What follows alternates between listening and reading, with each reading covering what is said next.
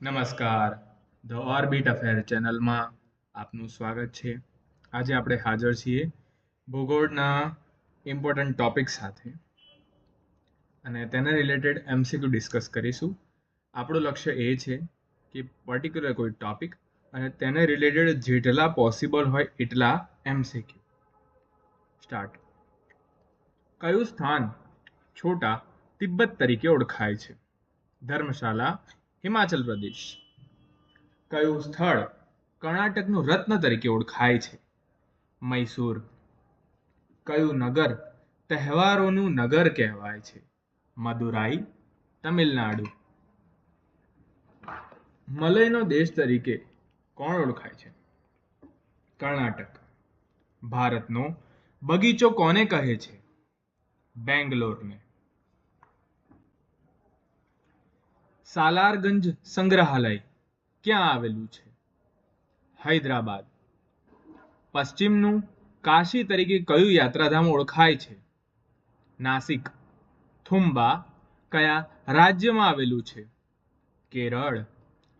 પંચગીની ગિરિમથક કયા રાજ્યમાં આવેલું છે? મહારાષ્ટ્ર. હમણાં નક્સલવાદી હુમલા જ્યાં થયા હતા તે દંતેવાડા ગામ કયા રાજ્યમાં આવેલું છે? છત્તીસગઢ. પ્રશ્ન ઊંધો પણ પૂછી શકે છે કે નક્સલવાદી હુમલા જ્યાં થયા હતા તે છત્તીસગઢ રાજ્યનું કયું ગામ હતું? દંતેવાડા. ભારતનો સૌથી મોટો પશુ મેળો ક્યાં થાય છે? બિહારના સોનપુરમાં. કયું સ્થળ ભારતનું પિટ્સબર્ગ તરીકે ઓળખાય છે? જમશેદપુર, ઝારખંડ સ્થિત. વિશ્વનું ઊંચામાં ઊંચું ક્રિકેટનું મેદાન ચાયલ કયા રાજ્યમાં છે? હિમાચલ પ્રદેશ. ઈશ્વરનું પ્રવેશ દ્વાર તરીકે હરિદ્વાર ઓળખાય છે. સાંચી જે મધ્યપ્રદેશમાં આવેલું છે શેના માટે જાણીતું છે? બૌદ્ધ સ્તૂપ. લક્ષ્મી વિલાસ પેલેસ ક્યાં આવેલું છે? વડોદરા. ગોલકોંડાનો કિલ્લો ક્યાં આવેલો છે? હૈદરાબાદ, તેલંગાણા. બોધિગયા ક્યાં આવેલું છે?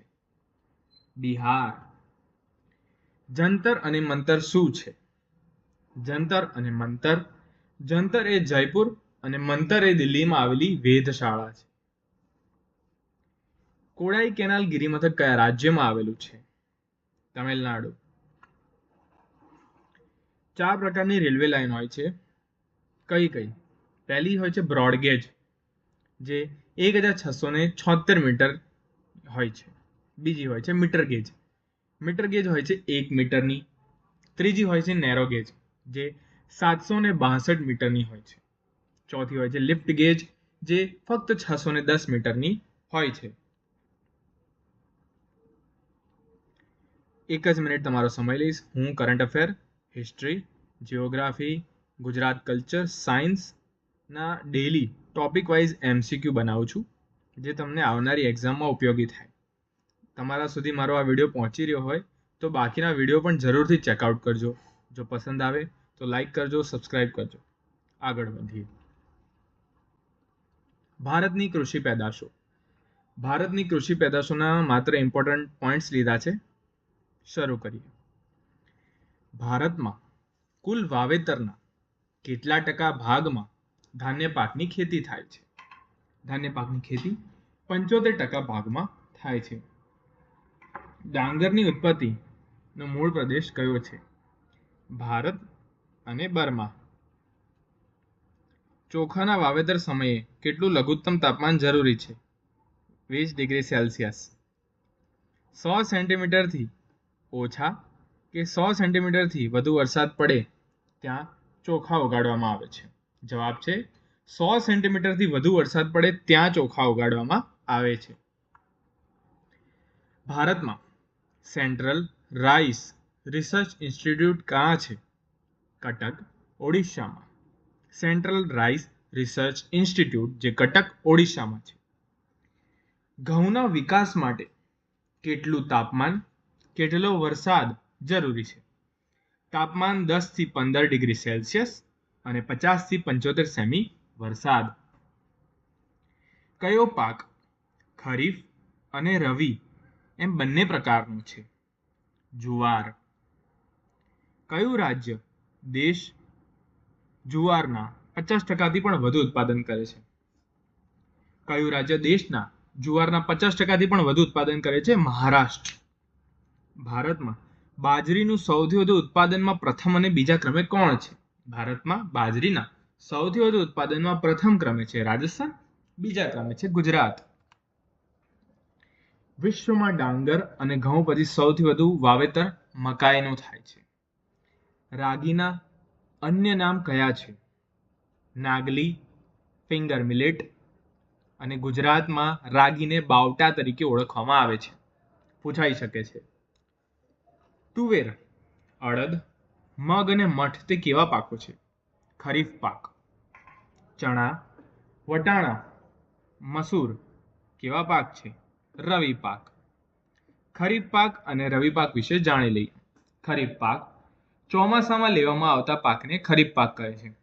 જૂન જુલાઈમાં વાવણી, ઓક્ટોબર નવેમ્બર સુધીમાં લણણી.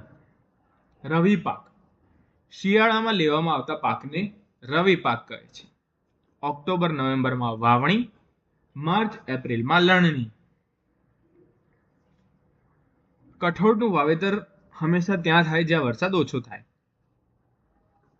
મગફળી કેવી જમીનમાં થાય છે? મગફળી કાળી, કસવાડી, ગોરાળુ તેમજ લાવાની રેતી મિશ્રિત જમીનમાં થાય છે.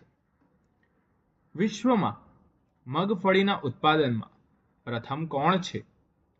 ચીન. ભારત મગફળીના ઉત્પાદનમાં કયા નંબર પર છે?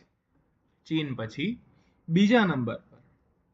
ગુજરાતમાં મગફળીનું સૌથી વધુ ઉત્પાદન ક્યાં થાય છે? જૂનાગઢ. એરંડાના ઉત્પાદનમાં વિશ્વમાં પ્રથમ કોણ છે? એરંડાના ઉત્પાદનમાં વિશ્વમાં 64% હિસ્સાના ઉત્પાદન સાથે ભારત પ્રથમ છે, ચીન દ્વિતીય છે અને બ્રાઝિલ તૃતીય છે. ભારતના કુલ એરંડાના ઉત્પાદનમાં ગુજરાતમાં કેટલું ઉત્પાદન થાય છે? એરંડાનું 80%. કોફીને કેટલું તાપમાન અને કેટલા સેન્ટીમીટર સુધી વરસાદ જરૂરી છે? 15 ડિગ્રીથી 28 ડિગ્રી તાપમાન અને 150 સેન્ટીમીટરથી 200 સેન્ટીમીટરનો વરસાદ જરૂરી છે. ભારતમાં અરેબિકા કોફી કયા દેશમાંથી લાવવામાં આવે છે? યમન. કોફીનું મૂળ વતન કયો દેશ છે? આફ્રિકાનો ઇથોપિયા દેશ. હાઇબ્રિડ કપાસના પિતા તરીકે કોને ઓળખવામાં આવે છે? સી.ટી. પટેલને. સફેદ સોના તરીકે રૂ ઓળખાય છે. અમેરિકન કપાસને દેશના ઉત્તર પશ્ચિમ ભાગમાં શું કહે છે? નરમા. શેરડીના ઉત્પાદનમાં વિશ્વમાં કોણ પ્રથમ છે? બ્રાઝિલ. ભારત બીજા નંબર પર છે ઉત્પાદનમાં, પણ વાવેતરમાં શેરડીના વાવેતરમાં ભારત પ્રથમ છે. ખાંડના ઉત્પાદનમાં કયું રાજ્ય પ્રથમ છે? મહારાષ્ટ્ર. ચરોતરનો પ્રદેશ કયો કહેવાય છે? મહી અને શેરડી વચ્ચેનું. શણના અગ્રણી ઉત્પાદક કયા કયા છે? ભારત અને બાંગ્લાદેશ. કેટલીક ક્રાંતિઓ જે તમારા ધ્યાનમાં નહીં આવી હોય તે ડિસ્કસ કરીએ. કાળી ક્રાંતિ, પેટ્રોલિયમ. સિલ્વર ક્રાંતિ, ઈંડા. ભૂરી ક્રાંતિ, જળચર ઉદ્યોગ. સેફ્રોન ક્રાંતિ, કેસર ઉત્પાદન. ગુલાબી ક્રાંતિ, ઝીંગા અને ડુંગળી ઉત્પાદન. ગ્રે ક્રાંતિ, ખાતર ક્રાંતિ. લાલ ક્રાંતિ તો માંસ અને ટામેટા. આ હતા 2 પર્ટિક્યુલર ટોપિકના MCQ. તમારો વધુ સમય ના બગાડતા વિડીયો અહીંયા જ પૂર્ણ કરીએ. પસંદ આવ્યો હોય તો લાઈક કરજો, સબસ્ક્રાઈબ કરજો. ધન્યવાદ.